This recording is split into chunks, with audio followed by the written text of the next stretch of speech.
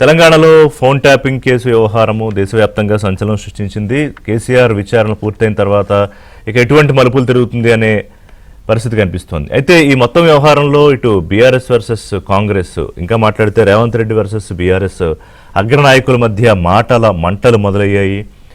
ఇది డైవర్షన్ పాలిటిక్స్లో భాగమని ప్రభుత్వం చెప్పిన హామీలు నెరవేర్చుకోలేక ఏం చేయాలో పాలుపోక కేసీఆర్ కుటుంబం మీద డైవర్షన్ పాలిటిక్స్ చేస్తోందని ఆరోపణలు చేశారు. సరే, ఆ వ్యవహారం అటుండగానే లోపు మున్సిపల్ ఎన్నికలు వచ్చాయి.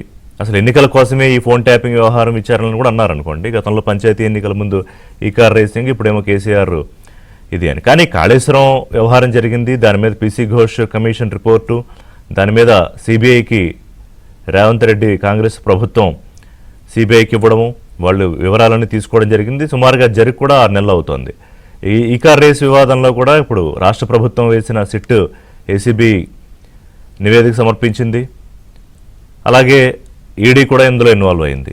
మరోవైపు ఇప్పుడు ఫోన్ ట్యాపింగ్ కేసు సిబిఐకి అప్పచెప్పండి, మేము అందులో వేగవంతంగా తీసుకెళ్తాం, అరెస్టులు చేస్తామని బీజేపీ అంటుంది. కానీ ఇక్కడ సీఎం రేవంత్ రెడ్డి చాలా ప్రధానంగా ఎస్టాబ్లిష్ చేయాలనుకున్న అంశం ఏంటంటే, బీజేపీ బీఆర్ఎస్ రెండు పార్టీలు ఒకటే, ఆ పార్టీల శరీరాలు వేరు కానీ ప్రాణం ఒకటే.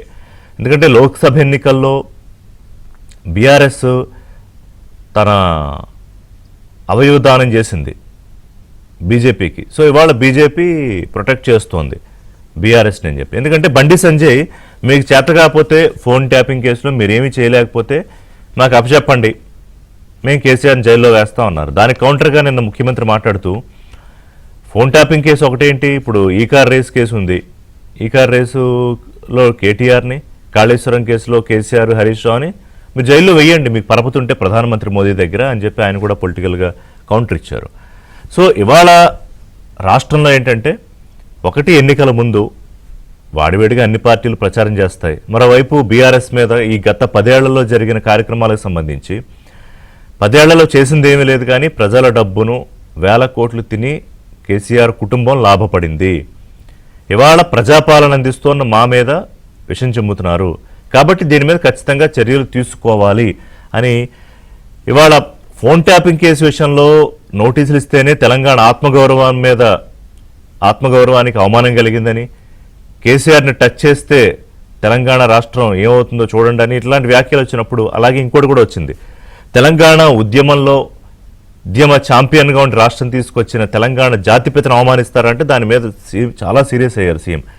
ఎవరు జాతిపిత, ఎవరికి జాతిపిత అని కొన్ని పేర్లు చెప్పారు. అంటే చెప్పాలంటే కేసీఆర్ సామాజిక వర్గం, వెలమ సామాజిక వర్గానికి సంబంధించిన నేతల పేర్లు అని చెప్పి, ఆ జాతికి జాతిపిత ఏమో మీరు, మాకు కాదు అని చెప్పి.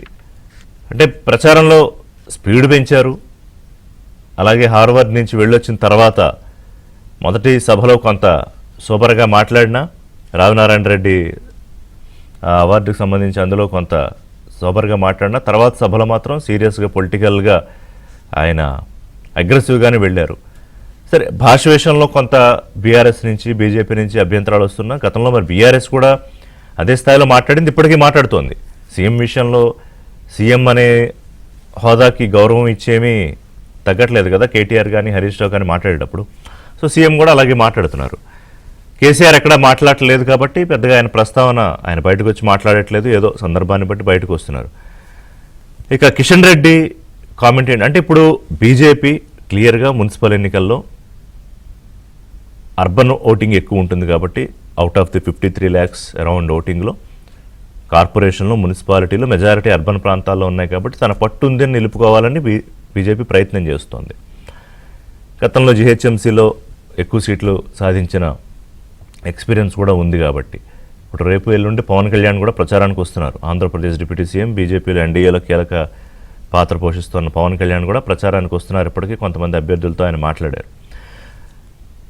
గతంలో కూడా అసెంబ్లీ ఎన్నికల్లో పోటీ చేశారు, కానీ ఎక్కడ జనసేన ప్రభావం చూపించలేకపోయింది. మరి ఈసారి బీజేపీకి కలిసి వస్తుందా పవన్ కళ్యాణ్ ప్రచారం? ఆ మాటకు వస్తే, మీరు నితిన్ నబీ వచ్చిన తర్వాత మీరు ఎంతమంది అగ్రనాయకులను తీసుకొచ్చినా ఒక్క మున్సిపాలిటీ రాదు మీకని తేల్చేశారు సీఎం రేవంత్ రెడ్డి. మీరు ఏం చేశారని, ఒక ప్రాజెక్టుకి ఏమైనా జాతీయ హోదా ఇచ్చారా, లేకపోతే ఏమైనా తెలంగాణకి రావాల్సిన నిధులు ఇచ్చారా, విభజన హామీల్లో తెలంగాణకి రావాల్సినవి చేశారా? ఎట్లా పెట్టుకుని మీరు ఏ మొహం పెట్టుకుని వస్తారని అడిగారు. సరే, అవన్నీ పొలిటికల్ కామెంట్లు తప్ప ఎవరి ప్రయత్నం వాళ్ళు చేస్తారు. కానీ ఇవాళ బీఆర్ఎస్ బీజేపీ కలిపి కుమ్మక్కు రాజకీయాలు చేస్తున్నాయి కాంగ్రెస్ను నన్ను దెబ్బతీయడానికి అనేది సీఎం రేవంత్ రెడ్డి చేస్తున్న సీరియస్ ఎలిగేషన్. వేరేస్ బీజేపీ ఏముంటుంది, ఢిల్లీలో రాహుల్ గాంధీ, మల్లికార్జున ఖర్గే, కేసీఆర్ మీకు అండర్స్టాండింగ్ కుదిరిపోయింది, అవగాహన ఒప్పందం. అందుకే మీరు ఇక్కడ ఎన్ని అవినీతి కేసులు వచ్చినా ఎన్ని విచారణలు చేసినా దాన్ని సాగదీస్తారు తప్ప ఒక కన్క్లూజన్ తీసుకురారు, పొలిటికల్గా అరెస్టులు చేయరు. అది రేవంత్ రెడ్డికి, కాంగ్రెస్ ప్రభుత్వానికి, అలాగే అక్కడ ఢిల్లీలో ఒప్పందం జరిగిపోయింది బీఆర్ఎస్కి అని. అది ఆ వాదన ఎంతవరకు నిలబడుతుంది? గతంలో కూడా ఎన్నికల ముందు ఆ వాదన తీసుకొచ్చింది, కానీ బీజేపీ అది ఎక్కడ పనిచేయాల. కానీ బీజేపీ ప్లస్ బీఆర్ఎస్ అన్న వాదన పనిచేసింది. మరి ఈ మున్సిపల్ ఎన్నికల్లో ఎంతవరకు ఎవరి వాదన నిలబడుతుంది? అలాగే పొలిటికల్గా ఈ అరెస్టుల కేవలం మాటల వరకేనా? ఎందుకంటే అరెస్టు మమ్మల్ని బెదిరించడం కాదు, కేసీఆర్ని అరెస్ట్ చేయండి అని బీజేపీకి సవాల్ విసిరారు సీఎం రేవంత్. అంటే ఈ అరెస్టుల పర్వం కేవలం ఎన్నికల వరకేనా, లేకపోతే ఈ కేసులు తేలి నిజంగానే అరెస్టులు అయ్యే అవకాశం ఉందా? మున్సిపల్ ఎన్నికలకు సంబంధించి ప్రజలు ఎటువైపు ఉండే అవకాశం ఉంది? ఈ 2 ఏళ్ల పాలనకు కాంగ్రెస్ ప్రభుత్వం రెఫరెండం అని చెప్పగలుగుతుందా ధైర్యంగా మున్సిపాలిటీ ఎన్నికలకు? అంటే 2 ఏళ్ల పాలన తర్వాత మున్సిపల్ ఎన్నికలు వచ్చాయన్నారు రేవంత్ రెడ్డి, కానీ ఎస్ రెఫరెండంగా తీసుకుని మేము వెళ్తున్నాం అని అనలేదు. జూబ్లీహిల్స్ ఎన్నిక టైంలో కూడా అనలేదు. కానీ జూబ్లీహిల్స్ ఎన్నికల్లో కోటలు దాటుతున్న నాయకుల మాటలు, ఆ పార్టీ ఈ పార్టీ ఒకటే అని 3 పార్టీలు ఒకళ్ళ మీద ఒకళ్ళు చేసుకుంటున్న ఆరోపణలు. రేవంత్ రెడ్డి సవాల్ కూడా చేశారు, తెలంగాణలో మోదీ, అమిత్ షా ప్రభుత్వం ఏర్పాటు చేయాలి బీజేపీ ప్రభుత్వం, అంటే దాన్ని ఛాలెంజ్గా తీసుకుంటే కనుక. అలాగే ఈ రిజర్వేషన్ల అంశం మీద దాని గురించి మాట్లాడారు ఒక సభలో అక్కడ. సో గతంలో అమిత్ షా కూడా రిజర్వేషన్లు ఎత్తేస్తా అన్నారు, 4% రిజర్వేషన్లు. ఇప్పుడు నితిన్ నబీన్ కొత్త ప్రెసిడెంట్ కూడా అదే మాటలు మాట్లాడుతున్నారు అని ఇంకో మాట కూడా అన్నారు. మతం గురించి విద్వేషాలు రెచ్చగొట్టినా, పర్సనల్గా టార్గెట్ చేస్తూ మాట్లాడినా కూడా ప్రత్యేకమైన చట్టం రూపొందిస్తున్నాము ఆయన జస్టిస్ సుదర్శన్ రెడ్డి రిటైర్డ్ న్యాయమూర్తి సలహాలతో అని చెప్పి. సో స్టూడియోలో నాతో పాటు అమర్నాథ్ సారంగులో జాయిన్ అవుతున్నారు, బీజేపీ పార్టీ అధికార ప్రతినిధి, పార్టీ ముఖ్య నాయకులు. లైవ్లో ఇంద్రశోభన్ గారు, కాంగ్రెస్ పార్టీ సీనియర్ నాయకులు, టీపీసీసీ అధికార ప్రతినిధి, అంది సత్యం గారు, రాజకీయ విశ్లేషకులు. నమస్కారం ఇంద్రశోభన్ గారు, సత్యం గారు. అమర్నాథ్ గారు, నిన్న ముఖ్యమంత్రి ఒకటి బీఆర్ఎస్ని టార్గెట్ చేస్తూనే ఎన్నికల్లో, కానీ గురి మీకు పెట్టారు. ఎందుకంటే మమ్మల్ని బెదిరించడం కాదు, మీరు కేసీఆర్ని అరెస్ట్ చేయండి. ఇప్పుడు ఎందుకని, దేని కౌంటర్గా అన్నారు ఆయన? బండి సంజయ్ ఏమంటున్నారంటే మీరు సీరియల్లా సాగదీస్తున్నారు, బండి సంజయ్ గారు కానీ కిషన్ రెడ్డి గారు కానీ, చర్యలు ఏం తీసుకోరు మీరు, ఢిల్లీలో మీకు లాలూచి అయిపోయింది కదా అని. సో దానికి కౌంటర్గా మీకు పరపుతుంటే ప్రధానమంత్రి గారి దగ్గర మీరు అరెస్ట్ చేయండి, కాళేశ్వరం మీకు ఇచ్చాను కదా. తర్వాత ఈ కార్ల రేసు వ్యవహారంలో కేటీఆర్ ఆ విషయంలో వాళ్ళిద్దరిని అరెస్ట్ చేయండి, అరెస్ట్ చేసి ప్రూవ్ చేసుకోండి అని. మీ ఇద్దరిది ఫెవికాల్ బంధం అని ముఖ్యమంత్రి నమ్ముతున్నారు, ప్రజలకు కూడా అదే చెప్తున్నారు. రిషి గారు, మొదట మీకు, మన ప్యానెల్లో మిత్రులకు, అట్లాగే మన ప్రేక్షకులకు అందరికీ నమస్కారం. నమస్కారం. 2023 డిసెంబర్ 7 ఏర్పడిన ఈ ప్రభుత్వము రేవంత్ రెడ్డి గారు ముఖ్యమంత్రి అయిన తర్వాత ఫస్ట్ హెచ్ఎండిఏ స్కామ్, ఆ తర్వాత గొర్రెల స్కామ్, జిఎస్టీ స్కామ్, తర్వాత ఫోన్ ట్యాపింగ్ వ్యవహారం మార్చి 2024 నుంచి, తర్వాత ఫార్ములా ఈ రేసు గురించి, తర్వాత మియాపూర్ భూముల స్కామ్, ఆ తర్వాత ధరణి స్కాము, ఆ తర్వాత కాళేశ్వరం స్కామ్. ఇన్ని స్కాముల గురించి అనేక సార్లు ప్రస్తావించిన రేవంత్ రెడ్డి గారు ప్రతిసారి ఆయన ఊతపదం ఏంటంటే నా దగ్గర నిర్దిష్టమైన ఆధారాలు ఉన్నాయి, నా దగ్గర నిర్దిష్టమైన ఆధారాలు ఉన్నాయని చెప్తున్న ముఖ్యమంత్రి గారు ఇప్పుడు నేను చదివిన ఈ 8 స్కాములలో 3 స్కాములు డైరెక్ట్గా ఆయన డిపార్ట్మెంటే, అర్బన్ డెవలప్మెంట్ మినిస్ట్రీ. మరి వారు ఇప్పటి వరకు ఎందుకు ఒక్క చర్య కూడా ఎందుకు తీసుకోలేదు? ఎక్కడైనా అరెస్ట్ చేయాలన్నా, లేకుంటే కోర్టు దగ్గరికి వెళ్ళాలన్నా ఫస్ట్ ఎఫ్ఐఆర్ కావాలి, తర్వాత ఛార్జ్ షీట్ చేయాలి. ఇప్పటి వరకు ఒక్క నాయకుని పైన కూడా, అంటే ముఖ్యమంత్రి గారి వ్యవహార శైలి చూస్తే ఒక్క నాయకుని మీద కూడా మీరు ఎఫ్ఐఆర్ కానీ ఛార్జ్షీట్ కానీ చేయకుండా ప్రజలకు ఏం మెసేజ్ ఇస్తున్నారు అంటే, ఈరోజు ప్రజలు ఏమనుకుంటున్నారు, కల్వకుంట్ల ఫ్యామిలీని కాపాడటమే ఏకైక లక్ష్యంగా రేవంత్ రెడ్డి గారు ప్రవర్తిస్తున్నారు, వారి యొక్క ప్రతి ఒక్క పని అట్లాగే ఉంది అని క్లియర్గా ప్రజలు అనుకుంటున్నారు ఈరోజు. ఎందుకంటే మీరు హెచ్ఎండిఏ స్కామ్లో మాట్లాడరు, ఫార్ములా ఈ స్కామ్లో కేటీఆర్ గారు డైరెక్ట్గా పబ్లిక్గా చెప్పేసి నేనే డబ్బులు పంపించమన్నా అని. ఆ తర్వాత ఇప్పటి వరకు వారి మీద ఒక ఛార్జ్ షీట్ లేదు, కోర్టుకు కేసుకు వెళ్ళదు. మొన్నటికి మొన్న ఫోన్ ట్యాపింగ్ వ్యవహారంలో ఇప్పుడు బండి సంజయ్ గారు అన్నట్టు ఐపీఎల్ సీజన్ 1, ఐపీఎల్ సీజన్ 2 లాగా phone tapping season 1, season 2, season 3 నడుస్తున్నది. ఇప్పుడు రైట్. ఎందుకు మీరు 197 సిఆర్పిసి కింద నోటీసులు జారీ చేయలేదు వాళ్ళకు? When you are saying accused, మీరు మైకులలో మాత్రం తొండలను జొరగొడతా, పేగులు మెడలేసుకుంటా, లేకుంటే గుడ్లు వీకి గోళీలు ఆడతా, ఇంత వ్యవహారం మాట్లాడే ముఖ్యమంత్రి గారు మరి పేపర్ మీదకి వచ్చేసరికి ఆయన సొంత టేబుల్ మీద ఉన్న ఫైళ్లలో ఉన్న వ్యవహారాన్ని ఆయన దగ్గర నిజంగా ఆధారాలు ఉంటే మరి ఎందుకు చెప్పట్లేదు? సిట్టుకు కానీ ఫస్ట్ ఒక సిట్ వేసారు, అది అయిపోయింది, తర్వాత ఇంకో సిట్ వేశారు, మరి ఆ సిట్టుకైనా ఆధారాలు ఇవ్వచ్చు కదా ఈయన దగ్గర ఉంటే. ప్రతిసారి నిర్దిష్టమైన సార్ మీరు చెప్తే ఆశ్చర్యపోతారు. వీరు ముఖ్యమంత్రి కాకముందు ఒక ప్రెస్ మీట్లో డైరెక్ట్ గా అంటే జస్ట్ కోటింగ్ ద సీఎం, శాంతి కుమారి గారి పేరు తీసుకొని, శాంతి కుమారి గారి ఫ్యామిలీ మెంబర్స్ యొక్క పేరు తీసుకొని వాళ్ళందరికీ మియాపూర్ భూముల స్కామ్ లో డైరెక్ట్ రిలేషన్షిప్ అప్పుడు సెక్రటరీ ఉండే, తర్వాత సిఎస్ అయినారు వారి గురించి చెప్పారు కదా. మరి అదే ఆవిడనే మీరు సిఎస్ గా పెట్టుకున్నారు కదా అనేక రోజులు. మరి వారి పైన మీరు డైరెక్ట్ గా అలిగేషన్ చేసినప్పుడు, మీరే ముఖ్యమంత్రి అయినప్పుడు ప్రజలు ఏం ఆశిస్తారండి మీ దగ్గర నుంచి? మీరు బేసిక్ ఇప్పుడు ముఖ్యమంత్రి అరెస్ట్ చేస్తారో లేకుంటే డైరెక్ట్ మంత్రి వెళ్ళి బేడీలు వేస్తారని ఎవరు ఎక్స్పెక్ట్ చేయరు. కానీ మీ దగ్గర ఆధారాలు ఉన్నప్పుడు, మీ డిపార్ట్మెంట్ లో ఉన్న ఆధారాలు ఉన్నప్పుడు మీరు క్లియర్ గా ఇవ్వాలి. ఈరోజు రెండో విషయము, సిబిఐ గురించి మాట్లాడుతున్నాడు ఆయన. నేను ఒకటే అడుగుతా రిషి గారు, సిబిఐ కన్సెంట్ ఇచ్చినప్పుడు సెప్టెంబర్ 2025, సెప్టెంబర్ కన్నా ముందు మరి 2 సంవత్సరాల నుంచి వారు ఏం చేసినట్టు? ఫస్ట్ విజిలెన్స్ కమిషన్ వేసారు. విజిలెన్స్ కమిటీ డైరెక్ట్ గా 17 మంది ఇంజనీర్ల పేర్లు, 2 సంస్థల పేర్లు ఎల్ఎన్టీ మీద క్రిమినల్ ప్రొసీడింగ్స్ కు వాళ్ళు రికమెండ్ చేస్తే ఇప్పటివరకు ఒక ఎఫ్ఐఆర్ చేయలేదండి రిషి గారు. ఎంత అన్యాయం అంటే. ఆ తర్వాత ఏం జరిగింది? పీసీ ఘోష్ కమిటీ వేశారు. పీసీ ఘోష్ కమిటీలో లాస్ట్ పేజీలో కంక్లూజన్స్ ఏమున్నాయి? మీరు అందరి పేర్లు, హరీష్ రావు గారి పేరు. సో పీసీ ఘోష్ గారి కమిటీ వ్యవహారంలో హైకోర్టు ఫిబ్రవరి 26, 2026 వరకు ఇంటరిమ్ ప్రొటెక్షన్ ఆర్డర్ ఇచ్చింది. అప్పటి వరకు పీసీ ఘోష్ కమిటీ యొక్క అవుట్కమ్ మీద మీరు చర్యలు తీసుకోవద్దు అని హైకోర్టు ఇచ్చిన తర్వాత మరి సిబిఐ ఏం చర్యలు తీసుకోవాలని మీరు కోరుకుంటున్నారు సార్? సిబిఐ అనేది ఒక సంస్థ, ఒక రాజ్యాంగబద్ధ సంస్థ. ఎట్లా మీరు హైకోర్టు అంటే మీరు హైకోర్టులో మీరు లాయర్లను సరిగ్గా పెట్టరు, సుప్రీంకోర్టులో లాయర్లను పెట్టరు, కేసులన్నింటినీ నిర్వీర్యం చేస్తారు. కల్వకుంట్ల కుటుంబాన్ని కాపాడటమే ప్రధానమైన ధ్యేయంగా లక్ష్యంగా ఎందుకు కేసీఆర్ ని కేటీఆర్ ని హరీష్ రావుని కాపాడాలని రేవంత్ రెడ్డి అనుకుంటారు? ఎందుకంటే సార్ ఇప్పుడు భారతీయ జనతా పార్టీ ఎమర్జ్ అయితే ఇక పుట్టగతులు ఉండవు కాంగ్రెస్ పార్టీకి, అనేక రాష్ట్రాలలో చూశారు. సో ఆ ఫార్ములాలో వీళ్ళకి ఏంటంటే ఈ బీఆర్ఎస్ పార్టీతో మంచి సెటిల్మెంట్ చేసుకోవచ్చు, ఇటు నుంచి అటు, అటు నుంచి ఇక ఏదైనా కావచ్చు. ఇచ్చిపోకలు ఉన్నాయి, ఏమంటారు ఇచ్చిపుచ్చుకోవడాలు ఉన్నాయి. ఇప్పుడు కవిత గారు ఏం మాట్లాడుతున్నారండి? కవిత గారు ఆవిడ 9.5-10 సంవత్సరాలు ఆ ప్రభుత్వంలో భాగంగా ఉన్నప్పుడు ఇప్పటివరకు ఒక మాట మాట్లాడకుండా ఇప్పుడు ఆవిడ ఏం చెప్తున్నారు? హరీష్ రావు గారికి ఉన్నది, సంతోష్ రావు గారికి ఉన్నది, అందరు అవినీతి చేశారు. ఎగ్జాక్ట్లీ. అంటే కేసీఆర్ తెలియదు, ఆ పార్టీకి తెలుసు అంటే మరి కేసీఆర్ అంత ఇన్ఎఫిషియెంట్ అయినా వారి ఉద్దేశం? అంటే వారి సొంత పక్కన ఉన్న వ్యక్తులు అవినీతి చేసినా తెలుసుకోనంత స్టూపిడా కేసీఆర్ గారు వారి ఉద్దేశం ప్రకారం? కాదు కదా. కాదా అవునా అనేది వారు చెప్పాలి.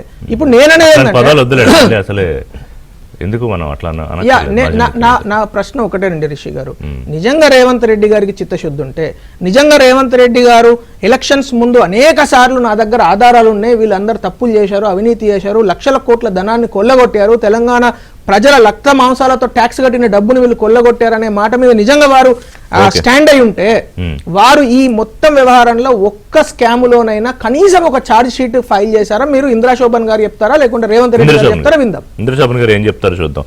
ఇంద్రశోభన్ గారు ఇప్పుడు వాళ్ళిద్దరిది ఫెవికాల్ బంధము, లేదంటే మీరు అరెస్ట్ చేయండి దమ్ముంటే అని చెప్పి అంటున్నారు రేవంత్ రెడ్డి. కానీ మీ ఇద్దరు ఫెవికాల్ బంధాన్ని ప్రూవ్ చేయడానికి బీజేపీ ప్రయత్నం చేస్తోంది.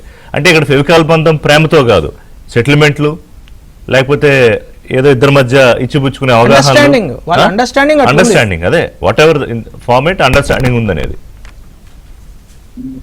ప్యానెల్లో ఉన్నటువంటి ప్యానెల్లో ఉన్నటువంటి సోదరులకు, మీకు అలాగే ఏబిఎన్ ప్రేక్షకులకు గుడ్ మార్నింగ్ అన్న.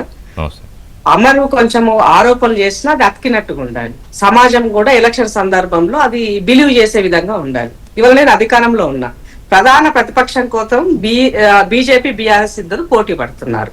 ఇవాళ బీఆర్ఎస్ ని ఖతం చేస్తే బీజేపీ లేస్తుందని వాళ్ళ నాయకత్వం కోరుకుంటుంది. మరి అట్లాంటప్పుడు ఎవరిని ప్రొటెక్ట్ చేస్తున్నట్టు మీరు ఆలోచించండి ఇక్కడ. సో నేను ఏమంటున్నట్టే, ఇవాళ నేను స్ట్రైట్ గా ప్రజలకు ఇచ్చినటువంటి హామీలను ప్రజలకు నెరవేరుస్తున్నటువంటి అమలు చేస్తున్నటువంటి సంక్షేమ పథకాల నేపథ్యంలో సమాజాన్ని ఓటు అడుగుతున్నాను నేను. మున్సిపల్ ఎన్నికల్లో మున్సిపల్ డెవలప్మెంట్ యాంగిల్లో నేను ఏం చేశానో ముఖ్యమంత్రి గారు చాలా క్లియర్ గా నీట్ గా ప్రతి అంశాన్ని వెలువరుస్తున్నారు. సో నిన్న కరీంనగర్ వెళ్ళిన సందర్భంలో ముఖ్యమంత్రి గారు మాట్లాడినటువంటి విషయంలో బండి సంజయ్ గారిని కానీ భారతీయ జనతా పార్టీని కానీ స్ట్రైట్ గా కొన్ని క్వశ్చన్స్ అడిగినారు. కాళేశ్వరం కరీంనగర్ రిలవెంట్ గా, రామగుండము మన ఆదిలాబాద్ కరీంనగర్ రిలవెంట్ గా ఉన్నటువంటి ఏరియా కాబట్టి అక్కడ మేము ఇచ్చినటువంటి కేసు విషయాన్ని మీరు ఏం చేస్తున్నారు? ఈ రేస్ కు సంబంధించినటువంటి అరవింద్ కుమార్ అనేది ఆల్ ఇండియా సర్వీస్ లో ఉన్నాడు, అతనికి మీరు అనుమతి ఇవ్వకపోతే నేను ఎలా ఏం చేసేది, ఇక్కడ వీళ్ళ పైన ఎట్లా నేను చేసేది అనేది అడిగి ఉన్నారు. సో మరి దీనికి సమాధానం ఎవరు చెప్పాలా? కేంద్ర హోం సహాయ శాఖ మంత్రిగా ఉన్నటువంటి బండి సంజయ్ ఇవ్వాల్సిన సమాధానం. ఆయన నుంచి ఎలాంటి సమాధానం లేదు. ఇక్కడ సిబిఐకి సంబంధించినటువంటి ఈ కేసుని అంటే ఒక అసెంబ్లీ సాక్షిగా చట్టబద్ధంగా ఒక రెజల్యూషన్ పాస్ చేసి కేంద్రానికి ఇచ్చినప్పుడు కేంద్రము దానిని తీసుకోవాల్సిన, ఆ సిబిఐ ఎంక్వైరీ తీసుకోవాల్సిన బాధ్యత, చేయాల్సినటువంటి బాధ్యత వాళ్ళ పైన ఉంది. బట్ వాళ్ళు చేయట్లేదంటే వీళ్ళిద్దరి మధ్యలో ఎక్కడ దోబుచులాడుతున్నారు అన్నది అడుగుతున్నాం. అట్లాగే భారతీయ జనతా పార్టీని ఎంపీ ఎలక్షన్ లో గెలిపించడం కోసము బిఆర్ఎస్ పార్టీ అస్త్ర సన్యాసం చేసి తన అవయవ దానాలు చేసి ఎంపీగా పోటీ చేయకుండా భారతీయ జనతా పార్టీకి సహకరించిందన్నది ముమ్మాటికి వాస్తవం, జగమెరిగిన సత్యం. రెండో విషయం, ఎమ్మెల్సీ ఎన్నికల్లో బిఆర్ఎస్ క్యాండిడేట్ ని కరీంనగర్ ఆ ఏరియాలో పెట్టకుండా ఎలక్షన్ నిర్వర్తించింది ఎవరు అని అడుగుతున్నాము. ఎవరి మేలు కోసం, ఎవరి గొప్ప కోసం, ఎవరి గెలుపు కోసం, ఎవరి కేసుల నుంచి ఎవరు కాపాడుకోవడం కోసం చేస్తున్నారని మేము ప్రశ్నలు సంధిస్తున్నాం. ఇది సమాజం నుంచి వచ్చినటువంటి ప్రశ్నలే ముఖ్యమంత్రి గారు సంధించారు. నేను భారతీయ జనతా పార్టీ స్ట్రైట్ గా ఒకటి అడుగుతా, అన్నం ఉడికిందా లేదా చూడడానికి మనం ఎంతో దూరము ఎన్నో మొత్తం చేయాల్సిన అవసరం లేదు. కేసీఆర్ గారిని వీళ్ళు ఎలా 10 సంవత్సరాలు 12 సంవత్సరాల నుంచి ప్రొటెక్ట్ చేస్తున్నారో నేను ఒక మాట చెప్తా. నా దగ్గర ఒక చిన్న పేపర్ క్లిప్పింగ్ ఉందండి. కేంద్ర మంత్రిగా కేసీఆర్ ఆనాడు తీసుకున్నటువంటి దానికి, అంటే ఆయన కార్మిక శాఖ మంత్రిగా ఉన్నప్పుడు ఆ సహారా కేసుకు సంబంధించి కేసీఆర్ ముఖ్యమంత్రిగా ఉన్నప్పుడు సిబిఐ వచ్చి ఎంక్వైరీ చేసిపోయింది. దీని కేసు ఏమైంది? ఇది నేను అబద్ధం చెప్పట్లే, పేపర్ క్లిప్పింగ్ సాక్ష్యంతో సహా నేను మీకు చూపిస్తున్నాను. ఇది మరి ఈ సిబిఐ ఎంక్వైరీ ఏమైంది, ఇప్పటి వరకు ఏం తెలుసున్నారు మీరు అని అడుగుతున్నాం. అంటే మీకు అవకాశవాద రాజకీయాల కోసం ఎదురు చూస్తున్నారు. 12 సంవత్సరాలు ఏమంటారు కాంగ్రెస్ అధికారంలో రాకుండా ఉండడం కోసము, 10 సంవత్సరాలు ఉండడం కోసము కేసీఆర్ ని అన్ని రకాలుగా కాపాడుతూ వచ్చింది మీరు. ఆనాడు అధికారంలో మీరే ఉన్నారు, ఇవాళ మీరు అధికారంలో ఉన్నారు కేంద్రంలో. కేసీఆర్ అడుగులకు మడుగులెత్తుతూ అన్ని రకాలుగా సహాయ సహకారాలు అందిస్తూ ఈ రాష్ట్రాన్ని విధ్వంసం చేయడంలో ముందు పాత్ర పోషించినటువంటి వాళ్ళు. తప్పు చేసేవాడి కన్నా తప్పు చేయడం కోసం సహకరించిన వాడే అతిపెద్ద దోషి. ఇక్కడ భారతీయ జనతా పార్టీ ఆ పొజిషన్ లో ఉందని తెలియజేస్తా. సో మీకు ఇన్ని ఉదాహరణలు నేను ముందుంచిన తర్వాత ఇవాళ రేవంత్ రెడ్డి గారు కాంగ్రెస్ ప్రభుత్వము కేసీఆర్ ని ప్రొటెక్ట్ చేస్తుంది, కేసులు పెడతలేరు, వీళ్ళపైన అరెస్ట్ చేస్తలేరు అంటే ఢిల్లీలో అండర్స్టాండింగ్ కుదిరింది అని. అంటే మీరు చార్జ్ షీట్ ఎఫ్ఐఆర్ ఫైల్ చేసి ఉంటే చెప్పొచ్చు కదా, దానిలో దాచేదేముంది, సీక్రెట్ ఏముంది? మీకు ఇంకో విషయంలో గుర్తు చేస్తున్నాను, పక్క రాష్ట్రానికి సంబంధించినటువంటివి కూడా కొన్ని సిబిఐ ఎంక్వైరీలు వేస్తున్నారు. ఏం చేస్తున్నారు ఆ ఎంక్వైరీలకు సంబంధించి? ఏం చేస్తున్నారు ఆ ఎంక్వైరీలు అడుగుతున్నాము. అంటే అవకాశం కోసం క్విట్ ప్రోకో లాక నీవు నాకెప్పుడు సహకరిస్తావో ఎప్పుడు సహకరించినప్పుడు ఇవన్నీ కూడా తెర ముందుకు వస్తాయి. అప్పుడు నిన్ను బెదిరిస్తారు. ఈ ఫ్రంటల్ ఆర్గనైజేషన్ పెట్టినటువంటి వాటిని పెట్టుకొని బెదిరించి లాలుచి చేసి అధికారం పొందడమే మీరు చేసినటువంటి పని. ఇంకో విషయం, కిషన్ రెడ్డి గారు నిన్న చాలా పెద్ద భాషణ చేస్తున్నారు. రేవంత్ రెడ్డి గారిని రేవంతుద్దీన్ అని చెప్పేసి, రెహమాన్ డైకత్ అవుతాడు అని చెప్పేసి రకరకాలుగా మాట్లాడుతున్నారు. కామన్ సెన్స్ ఉన్నదా అంటే ఒక కేంద్ర మంత్రిగా పనిచేసి రేవంత్ హిందుత్వవాదంలో ఉన్నటువంటి వ్యక్తి, సబ్బండ వర్గాల కోసం పనిచేస్తున్నటువంటి వ్యక్తి, ఆయనను పట్టుకొని మీరు మాట్లాడినటువంటి వ్యాఖ్యలు ఇవి ఎవరికి బానిసత్వం కోసం పనిచేస్తున్నారు. మేము ఎవరికి బానిసలు ఎవరు అందరికీ తెలుసు. ట్రంప్ ఏ రకంగా ఏ విధంగా చేస్తున్నాడో మొన్న పార్లమెంట్ సాక్షిగా మా నాయకుడు చెప్పిండు. దానికి భయపడి కనీసం పార్లమెంటుకు వచ్చి ప్రధానమంత్రి యొక్క సంభాషణ లేకుండా పార్లమెంటును మీరు రాష్ట్రపతి ప్రసంగాన్ని ముగించే ధన్యవాదాలు ముగించే పరిస్థితి మీరు తీసుకొచ్చినారు. ఆడబిడ్డలు వచ్చి దాడి చేస్తారు, ఆడ ఎంపీలు వచ్చి మా మీద దాడి చేస్తారని పార్లమెంట్ నుంచి పారిపోయినటువంటి పార్టీ మీ పార్టీ. మీరు మాట్లాడతారండి మా గురించి? మీరే మమ్మల్ని మా యొక్క వ్యక్తిత్వాన్ని, మా యొక్క నాయకత్వాన్ని శంకించేది మీరా అని అడుగుతున్నాం మేము. కాబట్టి మాట్లాడేటప్పుడు చాలా జాగ్రత్తగా మాట్లాడండి. సమాజం గమనిస్తుంది. ఎలక్షన్ ఉంది కదా అని కాంగ్రెస్ చెప్పేసి అంటే ఏది ముస్లిమ్స్, మాట్లాడితే ముస్లిమ్స్ అంటే మాట్లాడితే కాంగ్రెస్ అన్నది మేము దానికి కాదండి. ఊళ్ళో మీ ముఖ్యమంత్రి గారు అన్నారు. మొన్న రేవంత్ రెడ్డి గారు సర్పంచ్ పబ్లిక్ గా చెప్పిన ఎన్నికల్లో మాటనే మేము మిమ్మల్ని అంటున్నాం అంతే. రాకుండా గల్లంతైండ్రు. One by one మాట్లాడండి. రాకుండా గల్లంతారు. అర్బన్ సెమీ అర్బన్ అంటే కొంత బీజేపీ ఉంటది అనేది అక్కడక్కడ మాట్లాడుకుంటారు. ఇక్కడన్నా కొంచెం తీసుకున్నామని చెప్పి ఈ రాష్ట్రానికి ఏం ఒరగబెట్టినారని చెప్పేసి మీ నాయకుడిని తెచ్చుకున్నాం. మీరు కొత్తగా ఎన్నికైనటువంటి మీ పార్టీ ప్రెసిడెంట్, నేషనల్ ప్రెసిడెంట్ ని మాపునార్ తీసుకొచ్చి ప్రచారం చేపించారు. ఏం ఒరగబెట్టిరండి రాష్ట్రానికి? క్షమాపణ చెప్పండి తెలంగాణ సమాజానికి. బీసీల బడ్జెట్ 13,600 కోట్ల. మీకు ఇంత దారుణమా, ఇంత విధ్వంసమా, ఇంత చిన్న చూపా మేమంటే మీకు? ఇంకేం ముఖం పెట్టుకొని మాట్లాడతారు ఈ రాష్ట్రంలో? మీరు బీసీల ఓట్లు ఏమని అడుగుతారు? మీరు బీసీల బాగు కోసం చేసే రిజర్వేషన్ బిల్లు అడ్డుకుంటారు. అది రాదు, ముందుకు రానియరు. ఏమైందో గవర్నర్ దగ్గర నుంచి సమాధానం రాదు. ఇంత విధ్వంసం చేసేటువంటి మీరు మా గురించి మాట్లాడే నైతిక హక్కు మీకు లేదు.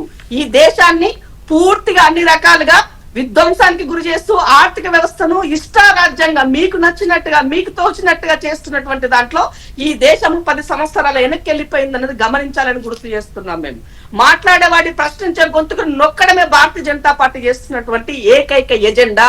ఆ ఎజెండా రాహుల్ గాంధీ మాట్లాడుతున్నారు కాబట్టే పదే పదే మమ్మల్ని రకరకాలుగా దూషిస్తూ అవమానం చేస్తున్నటువంటి వ్యక్తులు మీరు.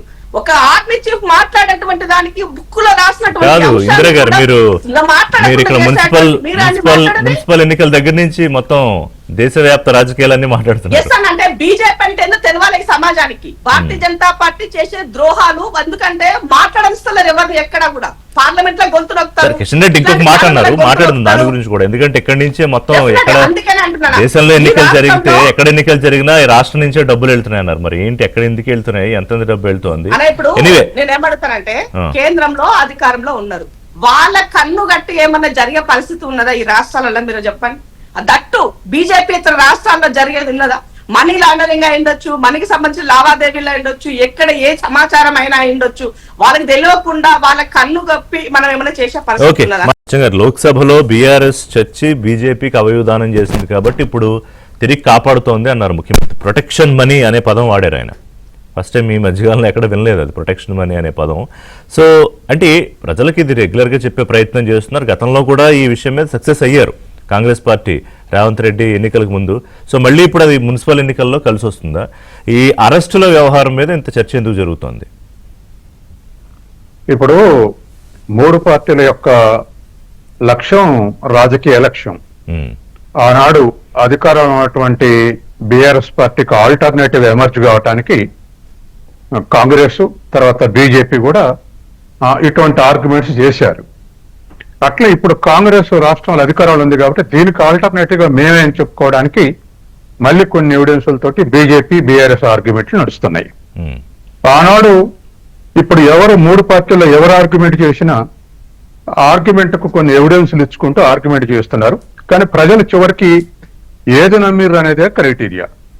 అసెంబ్లీ ఎలక్షన్ లో బీఆర్ఎస్ కు బీజేపీకి అండర్స్టాండింగ్ ఉంది కాబట్టి ఆల్టర్నేటివ్ కాంగ్రెస్ అని చెప్పేసి ప్రజలు నమ్మారు కాబట్టి బీఆర్ఎస్ కు వ్యతిరేకంగా కాంగ్రెస్ ని అధికారంలో తీసుకొచ్చారు. దానికి అనేక ఎవిడెన్సులు, అంటే మొదట 5 ఏళ్లు వాస్తవానికి కేసీఆర్ బీజేపీ ఒక సమన్వయంతో ప్రభుత్వాలు నడిపారు. జిఎస్టీ తీసుకొస్తే ఫస్ట్ సపోర్ట్ ఇచ్చినటువంటి పార్టీ కేసీఆర్. అట్లాగే నోట్ల రద్దప్పుడు కూడా ఫస్ట్ ఇండియాలో స్టేట్మెంట్ ఇచ్చినటువంటి ముఖ్యమంత్రి కేసీఆర్. కాబట్టి కేసీఆర్ అండర్స్టాండింగ్, ఆనాటి టీఆర్ఎస్ అండర్స్టాండింగ్ ఏంటంటే కేంద్రంలో బీజేపీ పరిపాలించుకుంటది, రాష్ట్రంలో టీఆర్ఎస్ పరిపాలించుకుంటది, ఒకళ్ళ జోలికి ఒకళ్ళు పోవాల్సిన అవసరం లేదు, మేము మీకు కేంద్రంలో సపోర్ట్ ఇస్తాం కాబట్టి మీరు మా జోలికి రావాల్సిన అవసరం లేదన్న అండర్స్టాండింగ్ లో టీఆర్ఎస్ కేసీఆర్ వ్యవహరించారు. కానీ బీజేపీ ఎలక్షన్ తోటి ఉంది, మోడీ ఉన్నప్పుడే మొత్తం భారతదేశ వ్యాప్తంగా అన్ని రాష్ట్రాల్లో ఎమర్జ్ కావాలనేటువంటి అండర్స్టాండింగ్ లో అదేం ప్రత్యేకంగా కేసీఆర్ దృష్టిలో పెట్టుకొని చేసింది కాదు. దేశవ్యాప్తంగా మనకు అడ్డంకి ఉన్నది, విస్తరించడానికి అడ్డంకి ఉన్నది ప్రాంతీయ పార్టీలే. కాబట్టి ప్రాంతీయ పార్టీల స్థానంలో మనం ఎమర్జ్ గాంధీ మన పురోగతి ఉండదని చెప్పేసి అనేక ప్రాంతీయ పార్టీలు బీజేపీ తోటి పొత్తు పెట్టుకున్నా వ్యతిరేకించిన అవి మొత్తం కూడా డిసపియర్ అని. అస్సాంలో ఏజీపీ గాని, గోవాలో గోవంతక్ పార్టీ గాని, ఉత్తరప్రదేశ్ లో బీఎస్పీ గాని, ఇట్లా అనేక ప్రాంతీయ పార్టీలు, హర్యానాలో ప్రాంతీయ పార్టీ కానీ ఇటువంటి ప్రాంతీయ పార్టీలన్నీ కూడా డిసపియర్ అని. అకాలీదళ్ గాని ఇట్లా బీజేపీ నేషనల్ లిట్ ఆర్గనైజేషన్ గా ఎమర్జ్ కావాలనుకున్నారు కాబట్టి ఇక్కడ ఉన్నటువంటి బీఆర్ఎస్ ను కూడా తోసిపడేశారు. దాంతో బీఆర్ఎస్ లో ఇక ఇది నడవదు, ఈ ఈక్వేషన్ నడవదు అని అగ్రెసివ్ గా అపోజ్ చేయటం మొదలుపెట్టారు. అంటే ప్రధానమంత్రి వచ్చినా రిసీవ్ చేసుకోకపోవటం, అసలు ప్రధానమంత్రిని గెలవకపోవటం, ఈ విధమైనటువంటి సెకండ్ 5 years లో ఈ విధమైనటువంటి వైఖరి బీఆర్ఎస్ తీసుకుంది. అసెంబ్లీ ఎలక్షన్స్ వచ్చినాక మీరు కేవలం నటన తప్ప మీరు జిఎస్టీకి సపోర్ట్ చేశారు, నోట్ల రద్దు సపోర్ట్ చేశారు, మన యొక్క ఎవిడెన్స్లు ఇస్తూ రేవంత్ రెడ్డి ప్రచారం చేశారు. బీజేపీ ఏం చెప్పింది ఆనాడు అసెంబ్లీ ఎలక్షన్ లో, మీరు రాష్ట్రంలో మీరు కలిసి మంత్రివర్గాలు ఏర్పాటు చేశారు, కేంద్రంలో కూడా కాంగ్రెస్ మంత్రివర్గంలో కేసీఆర్ సెంట్రల్ మినిస్టర్ గా చేశాడు, కాబట్టి మీ ఇద్దరి మధ్యన ఒకటని చెప్పేసి ఇట్లా పరస్పర ఆరోపణలు చేసుకుని ప్రజలు మాత్రం నమ్మింది బీజేపీకి బీఆర్ఎస్ కి అండర్స్టాండింగ్ ఉంది కాబట్టి అని కాంగ్రెస్ ని ఆల్టర్నేటివ్ గా ఎమర్జ్ చేశారు. ఇప్పుడు మున్సిపల్ ఎలక్షన్స్ వచ్చారకల్లా ఇదే నడుస్తుంది, ఇదే ఆర్గ్యుమెంట్స్. ఇప్పుడు మన సోదరి ఇందిరా శోభన కొన్ని ఎవిడెన్స్లు ఇచ్చింది, మిత్రుడు అమర్నాథ్ కూడా కొన్ని ఎవిడెన్స్లు ఇచ్చారు. మీరిద్దరు ఒకటంటే మీరిద్దరు ఒకటి అనేటువంటి నడుస్తుంది మున్సిపల్ ఎలక్షన్ సందర్భంగా. ఇప్పుడు కూడా కాంగ్రెస్ కు ఆల్టర్నేటివ్ గా మేమే అనేటువంటి పద్ధతిలో, ఎందుకంటే సహజంగానే అసలు బీజేపీ నేషనల్ లెవెల్ ఎమర్జ్ కాకముందే తక్కువ స్థాయిలో ఉన్నప్పుడు కూడా అర్బన్ పార్టీ అనేటువంటి ఒక పేరుంది. ఇప్పుడు అఫ్ కోర్స్ దేశవ్యాప్తంగా ఉందనుకోండి. అందుకని రూరల్ కన్నా అర్బన్ లో బలం ఎక్కువ బీజేపీకి. కాబట్టి బీజేపీ ఇవాళ ఉన్నటువంటి ఆర్గ్యుమెంట్ ఏమిటి, మీరు అరెస్ట్ చేయట్లేదు, వీళ్ళందరిని అరెస్ట్ చేయట్లేదు, వాళ్ళ మీద ఉన్నటువంటి వాళ్ళ మీద ఉన్నటువంటి ఎవిడెన్సులు చాలు, వాళ్ళని ఎందుకు లోపట్టేయట్లేదు అని చెప్పేసి కాంగ్రెస్ కు తర్వాత బీఆర్ఎస్ కు అండర్స్టాండింగ్ ఉందని బీజేపీ ఇవాళ ఆర్గ్యుమెంట్ చేస్తుంది. మేము సిబిఐకి ఒప్పు చెప్తే 48 గంటలు అరెస్ట్ చేస్తామన్నారు, ఎందుకు చేయలేదని చెప్పేసి కాంగ్రెస్ ఈ విధమైనటువంటి వాళ్ళ మున్సిపల్ ఎలక్షన్స్ లో 3 పార్టీలు కూడా పరస్పరం ఆరోపణలు ఎలా చూసినా మున్సిపల్ అరెస్ట్ కేసీఆర్ కుటుంబం అరెస్టులకు సంబంధించి దాని చుట్టూ తిరుగుతుంది. కాబట్టి ఇప్పుడున్నటువంటి పరిస్థితుల్లో ఒకటే, ఆ కాంగ్రెస్ ఆనాడు 10 మంది మొన్న బీఆర్ఎస్ వాళ్ళు కాంగ్రెస్ లో చేరుతాను అనుకున్నాడు, పూర్తిగా బీఆర్ఎస్ డిస్మెంటల్ అయితే ఆల్టర్నేటివ్ గా బీజేపీ ఎమర్జ్ అయింది, కాబట్టి 2 పార్టీలు ఉండటమే శ్రేయస్కరం అని చెప్పేసి కాంగ్రెస్ వ్యూహాత్మకంగా వ్యవహరించింది. అదే కేసీఆర్ కాంగ్రెస్ ని ఎట్లయితే ఖాళీ చేస్తుంది అట్లా కలుపుకుంటూ అలా చేయకుండా 2 పార్టీలు సస్టైన్ కావాలి, ఓట్ల చీలికుండాలి, చెరో 15 చెరో 20% ఉంటే తేలిక అని చెప్పేసి కాంగ్రెస్ వ్యూహాత్మకంగా వ్యవహరించింది. అటువంటి వచ్చినాడు కూడా. కానీ ఇవాళ వచ్చేసరికి పార్లమెంట్ ఎలక్షన్స్ లో ఇగో బీజేపీ 8 గెలిచింది, దానికి కారణం మీరు ఆత్మత్యాగం అని చెప్పేసి ఇవాళ ఆరోపించింది. దీంతో ఇవాళ వచ్చేసరికి ఇలా పార్లమెంట్ ఉన్నది కాకుండా ఖచ్చితంగా బీఆర్ఎస్ ఇవాళ పుంజుకుంది. బీజేపీ కన్నా ముందు గ్రామ పంచాయతీ ఎలక్షన్లతోటి బీజేపీ కన్నా ముందుకు వచ్చింది బీఆర్ఎస్. వాళ్ళ మళ్ళీ పాత బలాలను సమీకరించుకుని జనంలో ఏముంటది ఏమిటని తర్వాత, కానీ పంచాయతీ ఎన్నికల్లో ముందుకు వచ్చేసింది. కాబట్టి ఇవాళ ఎవరు ఆల్టర్నేటివ్ ఉండాలన్నటువంటి ఆరోపణల భాగంగా ఇవాళ కేసీఆర్ ఫ్యామిలీ, కేసీఆర్ కుటుంబాన్ని అరెస్ట్ చేయటమే ఒక క్రైటీరియాగా మారింది కాంగ్రెస్ కానీ బీజేపీకి కానీ. అరెస్ట్ చేస్తే నిజంగా మీరు కరెక్ట్ గా వ్యవహరించినట్టు అంటే కాంగ్రెస్ అంటది, మీరు అరెస్ట్ చేస్తే మీరు వ్యవహరించినట్టు మీరు కుమ్మక్కు కాలేదని రుజువు అవుద్దని కాంగ్రెస్ అంటది. చివరికి ఇవాళ ఉన్నటువంటి పరిస్థితుల్లో ఆ కేసీఆర్ కుటుంబాన్ని ఇవాళ ఉన్నటువంటి దాంట్లో నెంబర్ 1 ప్రియారిటీగా 2 పార్టీలకు మారింది. కానీ వాస్తవానికి అక్కడ ఉన్నటువంటి పరిస్థితి ఏమిటంటే, ఎవరైనా అరెస్ట్ చేస్తే రాంగ్ రిజల్ట్స్ వచ్చినాయి. ఇవాళ చంద్రబాబు నాయుడు అరెస్ట్ అయితే జగన్ ఓవర్ కాన్ఫిడెన్స్ తోటి 80% పంచాయతీరాజు గెలుచుకున్నాక చంద్రబాబు నాయుడు అరెస్ట్ చేస్తే పెద్ద మనిషిని చేసిండు, మాజీ ముఖ్యమంత్రిని చేసిర్రు, ఇది అన్యాయం అటువంటి జనంలోకి వచ్చి తిరగబడింది వ్యవహారం. అట్లాగే అధికారంలో చేతులు ఉంది కదా అని రేవంత్ రెడ్డి గల్లాబట్టి తీసుకెళ్లి ఈడ్చుకెళ్లి వేశారు. ఇంత అన్యాయం అనేటువంటి సిట్టింగ్ పార్లమెంట్ సభ్యుని ఇట్ట చేస్తారని తెలంగాణలో కూడా 10-20% ఉన్నటువంటి కాంగ్రెస్ ఓటింగ్ 40%కి పైగా పెరిగి అధికారంలోకి వచ్చింది. 2 చోట్ల మనకు ఎవిడెన్స్లు ఉన్నాయి. ఏది అరెస్ట్ చేస్తే ఖచ్చితంగా ప్రజలకు కొంత సానుభూతి ఉంటది అనేది. ఇవాళ ఖచ్చితంగా ఆ ఎవిడెన్స్ లేకుండా అరెస్ట్ చేస్తే అరెస్ట్ చేసిన పార్టీ మీద వ్యతిరేకత వస్తుంది. అంటే ఫోన్ ట్యాపింగ్ అంశంలో సుమారుగా 2 ఏళ్లు, రేపు మార్చి అయితే 2 ఏళ్లు అవుతుంది విచారణ.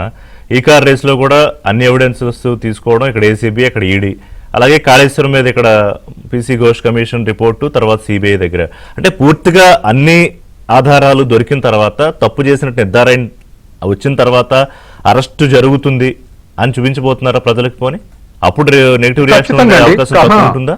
కాదు, ఎంత పెద్ద నాయకుడైనా తప్పులు చేశాడని రుజువైన అరెస్ట్ చేస్తే సానుభూతి రాదు. అదే రుజువులు లేకుండా అరెస్ట్ చేస్తే సానుభూతి వస్తుంది. గతంలో జార్జ్ ఫెర్నాండేజ్, తరిమల నాగిరెడ్డి లాంటి వాళ్ళు జైల్లో నుంచి పోటీ చేసి గెలిచారు.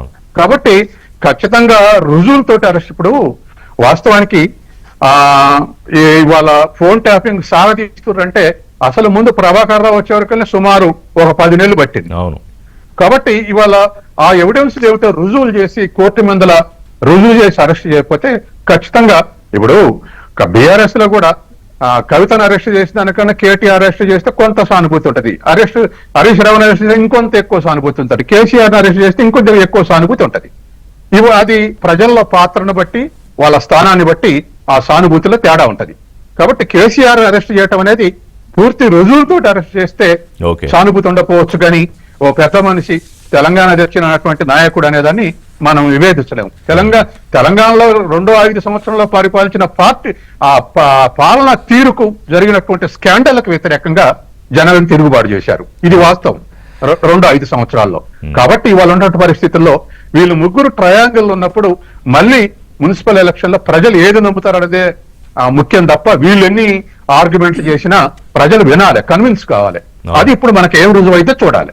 నరేటివ్ బిల్డింగ్ రెండా మాట్లాడుకుందాం. అంటే 10 ఏళ్లలో మీరు ఏం చేశారు, మీరు 1000 కోట్ల ఆస్తులు సంపాదించుకోవడం తప్ప ఈ 2 ఏళ్లలో మేము చేసింది చెప్తే మీరు గుండెలు బాదుకుంటారన్నారు ముఖ్యమంత్రి రేవంత్ రెడ్డి. సో దాని రిఫరెండంగా ఎన్నికలకు వెళ్తుందా కాంగ్రెస్ పార్టీ? రెండోది, బీజేపీ ఒక్క ప్రాజెక్టుకి జాతీయ హోదా ఇవ్వలేదు, రాష్ట్రానికి చేయాల్సిన చేయలేదు, ఇంక ఏ మొహం పెట్టుకు మీరు ఇక్కడికి వస్తారు? జాతీయ నేతలు అందరూ ఏకం ఇచ్చినా కూడా ఒక్క మున్సిపాలిటీకి గెలవలేదని కూడా మేము 2 ఏళ్లలో అధికారంలోకి వచ్చాక చేసిన చెబితే గుండెలు పగిలిపోతాయన్నారు. అలాగే కొన్ని అంశాలు చెప్పారు, అవి ఇంద్రశోభన్ గారు చెప్తారు, అమర్నాథ్ గారు. సో 10 ఏళ్ల అధికారంలో ఉన్న బీఆర్ఎస్ 1000 కోట్లు వాళ్ళు దోచుకున్నారు, వాళ్ళు పదవులు సంపాదించుకున్నారు తప్ప ప్రజలకు చేసింది ఏం లేదు. కాంగ్రెస్ ఏం చేసిందో చెప్తున్నాం అని చెప్పి ప్రజాపాలన అందిస్తుంటే వాళ్ళు కుటుంబం అంతా కలిపి దాడి చేస్తున్నారు. ఇక మీ విషయానికి వచ్చేటప్పటికి ఏం చేశారని ఏ ముఖం పెట్టుకుని మీరు ఇక్కడికి వచ్చి ఓట్లు అడుగుతారు అని అడిగారు. అగ్రనేతలంతా తరలి వచ్చిన నిన్న ప్రెసిడెంట్ వారు వచ్చారు కదా దగ్గరికి. మీరు అమిత్ షా వచ్చినా, మోడీ వచ్చినా, ఎవరు వచ్చినా కూడా ఒక్క మున్సిపాలిటీ కూడా గెలవలేరని ఛాలెంజ్ చేస్తున్నారు ముఖ్యమంత్రి. రిషి గారు, ఇప్పుడు ఈ రాష్ట్రంలో తెలంగాణ ఏర్పడ్డ తర్వాత ఫస్ట్ ఇప్పుడు మున్సిపల్ ఎలక్షన్స్ జరుగుతున్నాయి. లెట్ us టాక్ అబౌట్ పట్టణాభివృద్ధి శాఖ ఎవరి దగ్గర ఉంది? ఫస్ట్ కేసీఆర్ దగ్గర ఉంది, తర్వాత కేటీఆర్ గారు, ఇప్పుడు ముఖ్యమంత్రి గారి దగ్గర ఉంది. అయితే ముఖ్యమంత్రి గారు లేకుంటే ముఖ్యమంత్రి ఫ్యామిలీ తప్పితే ఎవరి దగ్గర లేదు పట్టణాభివృద్ధి శాఖ. సో అది క్లియర్ కదా, అన్ని ఫైల్స్ వాళ్ళ టేబుల్ మీదనే ఉంటాయి కదా.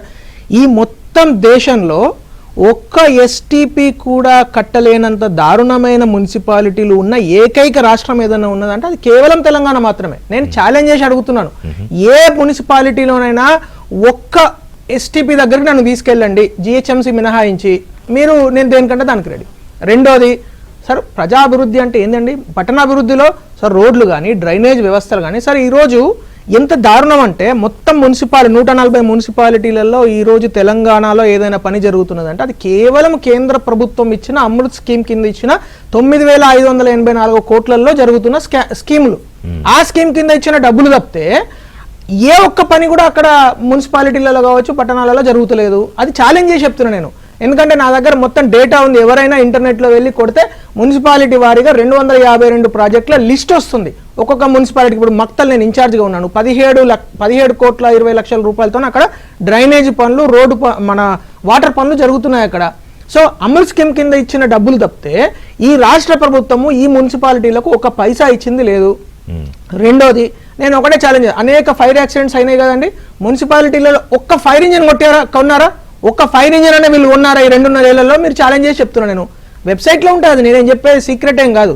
రిషి గారు, 100% ఈ 12 ఏళ్లలో అన్ఫార్చునేట్లీ పట్టణాభివృద్ధి శాఖలో కావచ్చు, నగరాభివృద్ధి శాఖలలో కావచ్చు, పెద్ద ఫోటోలు, అద్దాలు పెట్టుకొని బాసను రాయించుకున్నట్టు తప్పితే అప్పుడున్న కేటీఆర్ గారు అర్బన్ డెవలప్మెంట్ మినిస్టర్ అట్లాగే చేశారు.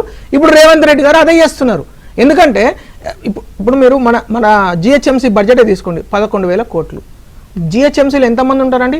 1,34,00,000 మంది ఉన్నారని ముఖ్యమంత్రి గారు చెప్పారు. రైట్? జిహెచ్ఎంసీలు 1,34,00,000 లక్షల మందికి 11,000 కోట్లు అయితే, ఒక బరోడా అనే నగరంలో కేవలం 26 లక్షల మంది ఉండే బరోడా నగరంలో బడ్జెట్ ఎంత సార్? 13,000 కోట్లు. నేను చెప్తున్న మాట కాదు, మీరు ఎప్పుడైనా గూగుల్లో సెర్చ్ చేసుకోవచ్చు. గుజరాత్ లో అంటే మీరు బడ్జెట్ పెంచారు, జిహెచ్ఎంసీని పట్టించుకోరు, మున్సిపాలిటీలను పట్టించుకోరు, నగరాభివృద్ధి శాఖ, పట్టణాభివృద్ధి శాఖ, మరి ఏ ఫైల్స్ వస్తున్నాయి ఏమని అర్థం కాదు. కనీసం ఆ పర్టిక్యులర్ నగరాభివృద్ధి పట్టణాభివృద్ధి శాఖలో ఉన్న స్కామ్ల గురించి, అవినీతి గురించి పట్టించుకోండి అంటే అది కూడా పట్టించుకునే దమ్ము లేదు ముఖ్యమంత్రి గారికి. సో ఇప్పుడు ముఖ్యమంత్రి ఇచ్చిన ఛాలెంజ్ తీసుకుంటున్నారా? ఒక్క మున్సిపాలిటీ అన్న గెలవలేరని సీఎం ఛాలెంజ్ చేశారు. ఆల్రెడీ 5 మున్సిపాలిటీలలో సిట్టింగ్ మేము. ఇప్పుడు నేను చెప్తున్న మక్తల్లో కూడా సిట్టింగ్ మున్సిపల్ చైర్పర్సన్, మళ్ళీ గెలుస్తాము. సో ఇప్పుడు ఇక్కడ పాయింట్ గెలవడము, తర్వాత హైయెస్ట్ నెంబర్ ఆఫ్ కౌన్సిలర్లు గెలవడమే మా ధ్యేయం కదా, లక్ష్యంగా అదే లక్ష్యంగా నితిన్ ఏం చెప్తారండి ప్రజలకు? ఇప్పుడు జాతీయ హోదా ఇచ్చారా అని ముఖ్యమంత్రి అడుగుతున్నారు. నేను చెప్పిన అదే కదా సార్. ఇప్పుడు మేము భారతీయ జనతా పార్టీ కేంద్ర ప్రభుత్వ నిధులు మినహాయిస్తే పట్టణాలలో అసలు అభివృద్ధి అనేదే లేదు. సో మేమిచ్చిన డబ్బులు ఇప్పుడు ప్రజలు ఏమనుకుంటారు, అయితే కేంద్రంలో ఉన్నారు కాబట్టి వీళ్ళు మాత్రమే నిధులు ఇవ్వగలుగుతున్నారు, 16th ఫైనాన్స్ కమిషన్ కింద సర్పంచ్లకు కావచ్చు, మున్సిపల్ చైర్పర్సన్స్ కావచ్చు మేమే నిధులు ఇస్తున్నాము అంటే కేంద్ర ప్రభుత్వం ఇస్తున్నది, మోడీ ప్రభుత్వం ఇస్తున్నది ప్రజలు నమ్ముతున్నారు ఈ రోజు. అందు గురించి ఈ రోజు ఓట్లు వేస్తున్నారు. ఈ రోజు మీరు ఆశ్చర్యపోయే రిజల్ట్స్ చూడబోతున్నారు రిషి గారు. 100% మీరు రాసి పెట్టుకోండి. పార్టీలు టాప్ చేస్తారని చెప్పగలుగుతారా sir? Bharatiya Janata party double engine సర్కార్ అంటే ఏంది అనేది, కేంద్ర ప్రభుత్వం ఎటువంటి నిధులు ఇస్తున్నది, ఎటువంటి పనులు జరుగుతున్నాయి అనేది ప్రజలు చూస్తున్నారు. ప్రజలు జస్ట్ నమ్మడము ఏదో గారడి విద్య కాదు, ప్రజలు కళ్ళారా చూస్తున్నారు. ఈ రోజు వాటర్ పని జరుగుతున్నది అంటే అమృత్ స్కీము, తర్వాత డ్రైనేజ్ పని జరుగుతున్నది అమృత్ స్కీము, తర్వాత మన లోకల్ వాటర్ బాడీస్ ను ప్రొటెక్షన్ జరుగుతున్నది అది అమృత్ స్కీము. చాలా క్లియర్ గా ప్రజలకు అర్థమైపోయింది. ఇది రేపు పవన్ కళ్యాణ్ గారు మీరు ప్రచారం తీసుకొస్తున్నారు కదా, గతంలో పెద్దగా పాజిటివ్ రిజల్ట్ ఇవ్వలేదు.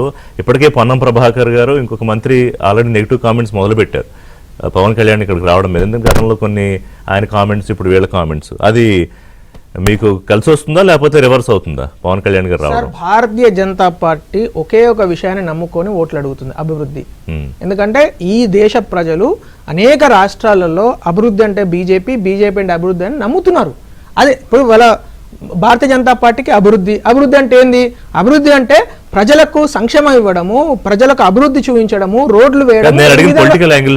అవును సార్, పొలిటికల్ యాంగిల్లో కూడా అభివృద్ధి ఒకటే చెప్తాము. మేము చెప్తున్నాం కదా. ఇప్పుడు నేను సపోజ్ ఒక మీటింగ్ వెళ్ళాను అనుకోండి, మా నాయకులు ఏం మాట్లాడుతున్నారు, ఈ 2 ప్రభుత్వాలు ఏవైతే ఇంతకు ముందు బీఆర్ఎస్ పార్టీ కావచ్చు, ఇప్పుడున్న కాంగ్రెస్ పార్టీ చేసిన అక్రమాలు, అభివృద్ధి చేయకపోవడము. ఇప్పుడు ముఖ్యమంత్రి గారు ఇంత మాట్లాడుతున్నారు కదా, నేను ఒకటే ప్రశ్న వేస్తాను రిషి గారు. ముఖ్యమంత్రి గారు గత 25 నెలలుగా ఏదైనా ఒక్క పని అన్న అంటే 2 క్యాలెండర్లు మారినాయి కదండి. 2024 మారింది, 25 మారింది. 2 క్యాలెండర్లు మారినా 2 పైసల పని కూడా చెప్పుకోవడానికి లేక, అయితే బీజేపీని తిట్టాలి, లేకుంటే బీఆర్ఎస్ పార్టీని తిట్టాలి, లేకుంటే ఇంకెవరినైనా తిట్టాలి, మోడీ గారిని తిట్టాలి. నేను ఏమంటున్నానంటే ముఖ్యమంత్రి గారు ఒకవేళ నిన్న ధైర్యం ఉంటే ప్రభుత్వం ఏర్పాటు చేయండి అని ఛాలెంజ్ చేశారు సార్. అవన్నీ పట్టించుకుంటే ఎట్లా సార్? ఆయన స్థాయి ఏంది, ఆయన కథ ఏంది? ఆయన స్థాయికి ప్రధానమంత్రిని ఛాలెంజ్ చేసే స్థాయా సార్ ఆయనది? తెలంగాణ ముఖ్యమంత్రి కరెక్టే అండి. ఆయన ప్రధానమంత్రిని ఛాలెంజ్ చేసే స్థాయా? ఏదో అడ్డిమారి గుడి గర్భ ముఖ్యమంత్రి అయినాడు ఆయన. నేనంటే ఆయన 25 నెలల్లో చేసిన అభివృద్ధి చెప్పడానికి ఏదైనా ఉంటే చెప్పమని చెప్తున్నా. ఫ్యూచర్ సిటీ అది ఓస్త్రీ రేపురాలాగా ఎప్పుడు ఫ్యూచరే. తర్వాత వారన్న యంగ్ ఇండియా స్కూల్స్, ఒక్క స్కూల్ కూడా ఇప్పటివరకు ఒక బిల్డింగ్ అట్లేదు సార్. 20,000 కోట్లతో 100 యంగ్ ఇండియా స్కూళ్లను ప్రారంభిస్తున్నాం అని చెప్పారు. అదే సార్, అన్ని ఫ్యూచరే. ఓస్త్రీ రేపురా మీరు ఎప్పుడు ఏ రోజు జరిగినా కూడా రేపటి నుంచి అభివృద్ధి చూడండి అని చెప్తారు. ఆ రేపు ఎప్పటికీ రాదు. ఇందిరా గారు, ఇప్పుడు ఆరోపణ చేసినప్పుడు దాని కట్టుబడి ఉండాలి వాళ్ళు, భారతీయ జనతా పార్టీ వాళ్ళు. ఈ దేశాన్ని, ఈ రాష్ట్రాన్ని ఏమంటారు, వికాసం వైపు కాదు వినాశనం వైపు తీసుకెళ్తున్నారు. ఏం డబ్బులు ఇచ్చారు? 2 సంవత్సరాలలో రేవంత్ రెడ్డి గారు ముఖ్యమంత్రిగా ఏం చేస్తున్నారు? తిట్టడం తప్ప అని మాట్లాడుతున్నారు. అందుకే వీళ్ళంతా కూడా బీజేపీ బీఆర్ఎస్ 2 కూడా గాంధారి పాత్ర పోషిస్తున్నాయి. ఇప్పుడు కళ్ళున్నా కూడా గంతలు కట్టుకొని తిరుగుతున్నారు. మాకేం కనబడతలేదు, మాకేం తెలుస్తలేదు, మాకేం పుట్టినట్టు అనిపిస్తలేదు. ప్రజల నుంచి వచ్చే ఏమంటారు ఆశీర్వాదాలు ప్రభుత్వానికి ఇచ్చేటువంటి ఏ ఎన్నిక జరిగినా కూడా ఏమంటారు కాంగ్రెస్ పార్టీకి పట్టం కడుతుంటే అది కనిపిస్తలేదు. అందుకనే గాంధారి పాత్ర పోషిస్తారని చెప్తున్నా. 2 ఏళ్లలో మేము వచ్చిన తర్వాత ఏకకాలంలో రుణమాఫీ చేసినటువంటి ఘనత కాంగ్రెస్ పార్టీకి ఉన్నది. దేశంలో బీజేపీ ఎక్కడైనా చేసిందా? కనీసం ఆ ఆనవాళ్ళ మీ దగ్గర ఉన్నాయా? ఇచ్చే ఆ నెలకి 6,000 రైతులకు ఇచ్చే వాటికి కూడా సంవత్సరానికి అది పెంచుతారేమో మొన్న బడ్జెట్లన్నీ ఎదురు చూస్తున్నారు. అలాంటి ఊసేం లేదు మీ దగ్గర, అలాంటి మంచి పనులు ఏం చెయ్యరు. చేసేవాడిని మాత్రం కాళ్ళ కట్టలు పెట్టి శాపనార్థాలు పెట్టే పని చేస్తారు.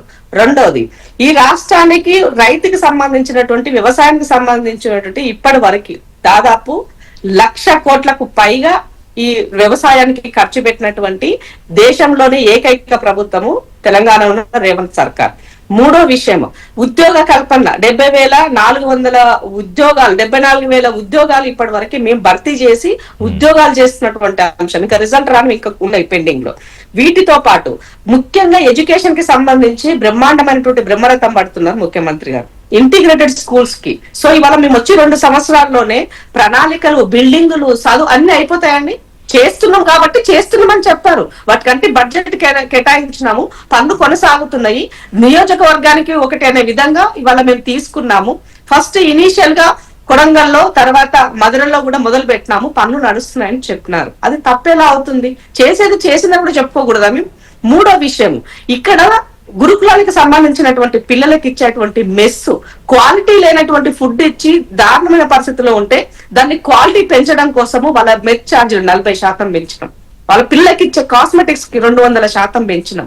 అంటే పెంచిచ్చి మేము సర్చ్ చేస్తుంటే కూడా ఈ రికార్డు మీకు కనబడతలేదని అడుగుతున్నాం. ఇవాళ మున్సిపాలిటీకి దాదాపు 17,440 కోట్ల రూపాయలు వివిధ అభివృద్ధికి సంబంధించినటువంటి అవి లైట్లు అయిండొచ్చు, డ్రైనేజీకి సంబంధించిన విషయాలు అయిండొచ్చు, ఇవాళ వాళ్ళకి ఉన్నటువంటి లోకల్ మౌలిక వసతులు అయిండొచ్చు, అది ఏదైనా అయిండొచ్చు. ఇప్పటి వరకు మేము వచ్చినంత వరకు ఇలాంటి వాటికి మేము ఇంత ఖర్చు చేస్తున్నామని చెప్తున్నారు. మరి మీరేం చేసినదో చెప్పాల్సిన అవసరం ఉంది కదా. ఇవాళ బండి సంజయ్ గారు కరీంనగర్ లో ఉన్నారు. పార్లమెంటు సభ్యునిగా నువ్వేం తెచ్చినావు, ఏమి ఇచ్చినావు? ఎక్స్ట్రాగా ఒక కేంద్ర సహాయ మంత్రిగా ఉండి నీ బడ్జెట్ లో నీ పరిధిలో ఉన్న దాంట్లో కొత్తగా ఈ పార్లమెంట్ కి నువ్వు వెచ్చిచ్చినటువంటిది ఏంటి? ఒకటి చూపండి. ఈవిడ అమర్, నా సోదరుడు కూడా కరీంనగర్ అభ్యర్థి, కరీంనగర్ నుంచి ఆ జిల్లాకు చెందినటువంటి వ్యక్తి. చెప్పమనండి ఏం చేశారు? ఏడవైనా గుళ్ళ గురించి మాట్లాడాలి, గోపురాల గురించి మాట్లాడాలి, మత విద్వేషాలు మాట్లాడాలి. మీకున్న ఎజెండా సారీనా కొత్త యాక్ట్ తీసుకొస్తానని చెప్తున్నారు ముఖ్యమంత్రి. విద్వేషాలు విద్వేష ప్రసంగాలు చేస్తే దానికి నెక్స్ట్ వచ్చేదాకా చేస్తామని చెప్తున్నారు. ఇప్పుడు ఈ రాష్ట్రానికి వస్తే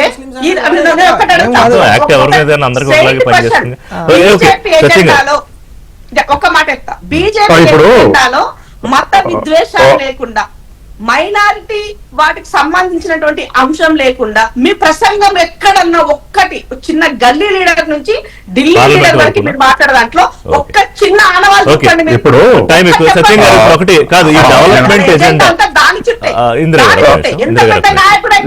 డెవలప్మెంట్ విషయం మాట్లాడుతున్నా. ఇది బంద్ చేయండి. ఫస్ట్ ఆఫ్ ఆల్ ఈ రాష్ట్రం నుంచి మేము ట్యాక్స్ కట్టే డబ్బుల నుంచి తిరిగి ఇందిరా గారు నాగమనండి. ఇందిరా గారు ప్లీజ్ సత్య గారు మాట్లాడతారు ఒక నిమిషం ఉండండి. ఇప్పుడు 2 వాస్తవాలు తెలవాలి వ్యూవర్స్ కానీ పార్టీలకు కానీ. ఒకటి, బీఆర్ఎస్ నుంచి కాంగ్రెస్ మారినా, కాంగ్రెస్ నుంచి బీజేపీ మారినా రాష్ట్ర ఆదాయం అకస్మాత్తుగా మారదు. 2.5 లక్షల నుంచి 3 లక్షల కోట్ల మధ్యనే గత 7-8 ఏళ్లుగా బడ్జెట్ ఉంది. కాబట్టి రాష్ట్ర ప్రభుత్వాలు మారితే ప్రియారిటీస్ మారుతాయి తప్ప రాష్ట్రం యొక్క ఆదాయం మారదు. అదే విధంగా ఉంటుంది ఒక 10,000-20,000 కోట్ల తేడాతోటి. కాబట్టి మేము అన్ని ఖర్చు పెట్టినాం, ఎన్ని ఖర్చు పెట్టినటువంటిది నిజం కాదు. ఏ పార్టీ అయినా ఎవరు అధికారంలో ఉన్నా ఆ బడ్జెట్ కు లోపడి, పరిధి లోపడి ఖర్చు పెట్టాల్సిందే తప్ప ఇంకోటి లేదు ఆల్టర్నేటివ్. రెండవది, ఇవాళ వచ్చే ఆదాయంలో 66% కేంద్రంలోకి పోతుంది. అన్ని రాష్ట్రాలకు కలిపి 34% ఆదాయం వస్తుంది. తర్వాత ఖర్చు అన్ని రాష్ట్రాలు కలిపి 66% ఖర్చు పెడుతుంది, కేంద్రానికి పెట్టే ఖర్చు 34% ఉంటుంది. ఈ డిఫరెన్స్, కేంద్రానికి అన్ని రాష్ట్రాలకు కలిపినటువంటి డిఫరెన్స్ ఇవాళ పెద్ద ఎత్తున రాష్ట్రాల మీద ప్రెజర్ పడుతుంది. అందుకే మన 16th ఫైనాన్స్ కమిషన్ అన్ని రాష్ట్రాలు పర్యటించినప్పుడు ఈ పార్టీ ఆ పార్టీ అన్ని పార్టీల ముఖ్యమంత్రులు కూడా మాకు 50% వాటా ఇవ్వాలి పన్నులో, తర్వాత సెస్సులు, ఇటువంటి ఆర్బీఐ ఇచ్చేటువంటి డివిడెండ్ లో కూడా వాటా ఇవ్వాలని అడిగారు. కాబట్టి రాష్ట్రాలు ఫైనాన్షియల్ స్ట్రెస్ లో ఉన్నాయి. ఇక రాష్ట్రంలో ఏది మంచి పథకం అంటే కేసీఆర్ చేసినట్లలో మరి రైతు బంధు అయినటువంటిది అమోఘమైనటువంటి పథకం. అది అమెరికాలో తప్ప ఇక్కడ ఎక్కడ లేదు, ఇండియాలో. ఇప్పుడు కాంగ్రెస్ అది కంటిన్యూ చేస్తుంది. కాబట్టి ఒక మంచి పథకాన్ని ఏ పార్టీ కంటిన్యూ చేసినా ఆ పార్టీ క్రెడిబిలిటీ వస్తుంది. తర్వాత దేశంలో ఒక్క మాట, ఇవాళ ఉత్తరప్రదేశ్, తమిళనాడు, మహారాష్ట్ర అంటే పెద్ద రాష్ట్రాలు కూడా ఒకేసారి రైతు రుణమాఫీ చేయలేకపోయినాయి. ఇది పెద్ద ఎత్తున రాష్ట్రం మీద ప్రెజర్ సృష్టించింది, ఫైనాన్షియల్ ప్రెజర్. తర్వాత దేశంలో ఏ రాష్ట్రం లేని సన్నబియ్యం పథకం ఇవాళ పేద ప్రజలు కూడా ఇవాళ ఫుడ్ సెక్యూరిటీకి దగ్గరకు వచ్చేశారు. కాబట్టి కొన్ని ప్రాజెక్టులు, కొన్ని పనులు అవి ఆయన చేయలేదు, ఈయన చేసిన ఉంటే ఆయన కొన్ని చేశాడు, ఈయన కొన్ని చేశాడు. కాకపోతే ఆ వాటితోటి ప్రజలు ఎట్లా రియాక్ట్ అవుతారు? పాజిటివ్ గా రియాక్ట్ అయితే ప్రభుత్వానికి ఫేవరబుల్ గా ఓట్ చేస్తారు. పొలిటికల్ నెరేటివ్ బిల్డింగ్ పార్టీలు చేసేవి అండ్ రియాలిటీ ఉన్న పరిస్థితులు డెవలప్మెంట్ చేస్తామని చెప్తున్న విషయంలో దేన్ని ఓటర్లు ఎక్కువగా కన్సిడర్ చేసే అవకాశం ఉంది? ఇప్పుడు లాంగ్ టర్మ్ డెవలప్మెంట్ కన్నా షార్ట్ టర్మ్ గెయిన్స్ ప్రజలు వాళ్ళు అలవాటు పడి ఉన్నారండి. మోడీ కూడా ప్రాంతీయ పార్టీల వల్లనే ఉచితాలు ఇస్తున్నారు, నష్టం జరుగుతుంది దేశానికన్నా. మోడీ కూడా కర్ణాటకలో ఓడిపోగానే మహారాష్ట్ర, హర్యానా, ఢిల్లీ, బీహార్ అన్నింటిలో కూడా వెల్ఫేర్ స్కీమ్స్ మొదలు పెట్టండి. కాబట్టి ఇవాళ షార్ట్ టర్మ్ గెయిన్స్ ప్రజలు చూస్తున్నారు. ఖచ్చితంగా అవి ఓటింగ్ దగ్గరకు వచ్చినప్పుడు అది ఇన్ఫ్లుయెన్స్ చేస్తాం.